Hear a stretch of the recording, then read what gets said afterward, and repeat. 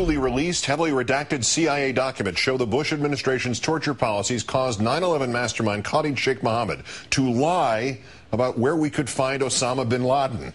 Our third story in the countdown, further evidence that not only were Gitmo detainees abused and tortured, but surprise, if you torture someone, they may lie to make you stop.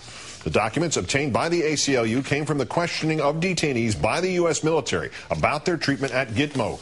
Khalid Sheikh Mohammed was waterboarded, tortured 183 times. I make up stories, just location of Osama bin Laden. He spoke in obviously broken English. Where is he? I don't know. Then he tortured me. Then I said, yes, he's in this area. I said, no, they torture me. Contrast with this, President Bush nearly 3 years ago. Once in our custody, KSM was questioned by the CIA using these procedures. And he soon provided information that helped us stop another planned attack on the United States. There is more details of the questioning and torture of other detainees, including Abu Zubaydah, who was then thought to be al-Qaeda's #3 man. He talked about months of suffering and torture, from which he says he has still not recovered. Then his torturers apologized, as if that would make it all go away, telling him, sorry, we discover you are not #3, not a partner, not even a fighter. Jonathan Landay is the senior national security and intelligence correspondent for McClatchy Newspapers, and he joins us once again from Washington. Thank you again for your time tonight, sir.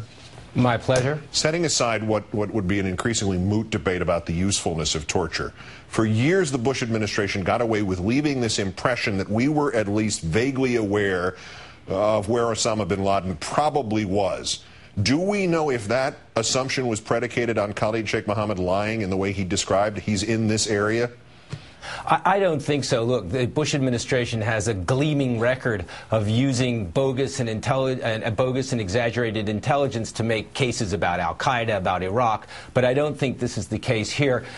We know that OBL, that Osama bin Laden was at Tora Bora, where he had a major base on the border of Pakistan, and that while he left behind a rear guard, he fled across the border into the tribal areas of Pakistan. So I don't think in this case that they were relying on KSM's information. The information that came out of people like this, and especially the simple descriptions of what these men would do when faced with torture, given all the revelations of erroneous information and bad leads from people we tortured, is there a point at which the CIA or the government as a whole might have to issue some sort of conclusion that indeed all information that was produced at Guantanamo should be assumed to be useless unless it has been independently verified? Well, the Obama administration has said publicly that 50 to 100 people who are being held at Guantanamo can either be put on trial or can be let go. And it's safe to assume, I think, that some of those who can't be put on trial can't be put on trial because the information that was obtained in their cases was obtained by what a lot of people call torture. So I think that this is one of the reasons why a lot of people are calling, some people on the Hill and others are calling for the convening of some kind of truth commission, some kind of congressional investigation, official investigation by the Justice Department, special prosecutor, into exactly what was behind the use of these methods and what kind of information they produced. Meantime, this story of Abu Zubaydah, this is almost the American version of Kafka. He not only told of plots that he knew nothing about, but he gave up trying to convince the people who were his captors that he was not who they thought he was. He just kept telling them stuff, and we just kept buying it. Well, the fact is that you didn't just have President Bush talking about him as being the chief of operations of al-Qaeda. You had former Secretary of Defense Donald Rumsfeld talking about if he may not be the #2, he's very close associate of Osama bin Laden. You had the former head of the CIA, General Michael Hayden, talking about how he had been the source of a great amount of information that the United States had on al-Qaeda, and then it turns out that, in fact, it appears that he was what he said he was, A, not a member of al-Qaeda, and B, just a guy who ran some safe houses in Pakistan from which he would guide people going into training camps in Afghanistan. He would facilitate their crossing the border, and when they came out, he would facilitate their travel to places like Chechnya and Bosnia. Last point. At the end of the week, CIA is going to release the Inspector General's 2004 report, which questioned legality and effectiveness of coercive interrogations. Do we have any idea what we're going to find?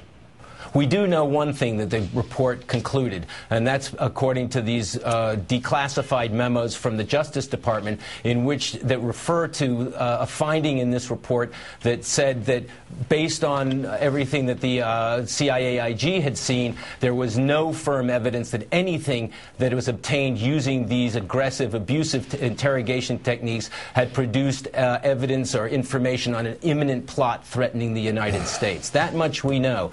But I think there will be other revelations, very, very important revelations, perhaps about the way the CIA IG viewed the entire legal justifications for the use of these aggressive, abusive techniques. The mind reels. It's like one of those "what's wrong with these pictures," only it's reversed. It's what's right with this picture. Is there anything we can find in it that still is?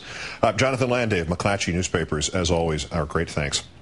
My pleasure. Now, countdown's number 2 story, tonight's worst persons in the world. The bronze, Tom Cox, president of the Arkansas Tea Party organization. He is to announce that he is seeking the Republican nomination for the U.S. Senate. There's nothing wrong with that, except that it turns out Mr. Cox, tax protester, is also Mr. Cox, employer of illegal immigrants.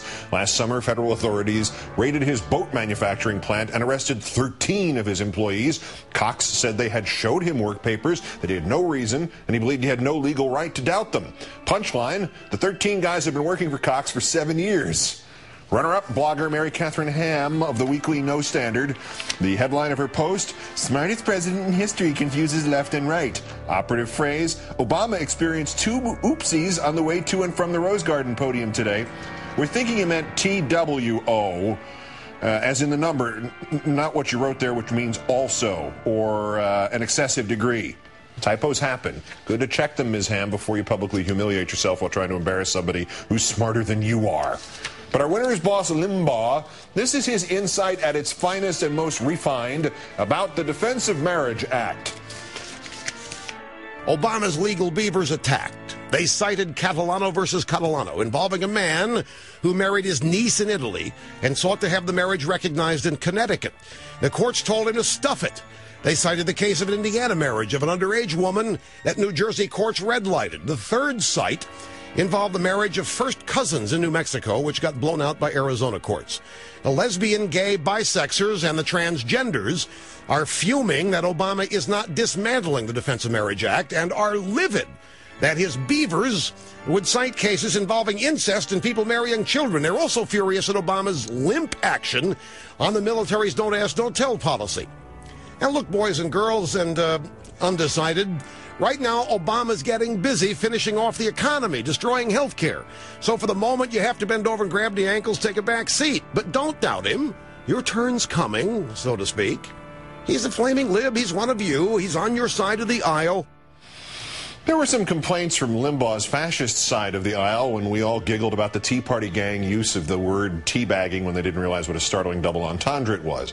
I now have 2 words for those Limbaugians who complained. Shut up. Boss William F. Buckley Limbaugh, today's worst person, Mrs. Conservatism Today, in the world.